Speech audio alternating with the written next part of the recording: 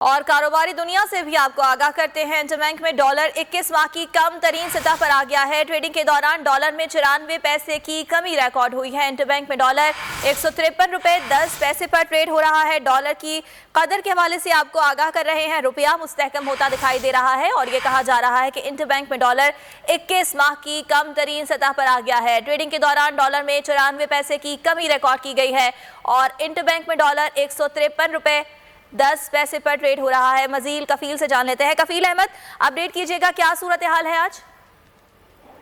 देखिए, डॉलर इस वक्त जो ट्रेडिंग के दौरान 94 पैसे कमी रिकॉर्ड की गई है और इंटरबैंक में जो डॉलर है वो इस वक्त 153 रुपए 10 पैसे पर जो है वो ट्रेड जो है वो कर रहा है। मैं आपको बताऊं कि 21 माह की कम तरीन सतह है ये अब तक। और अगर हम बात कर लें 2020 अगस्त की, तो उस वक्त से लेके अब तक जो डॉलर टर्म में जो है वो तकरीबन 15 रुपए कमी रिकॉर्ड की गई है।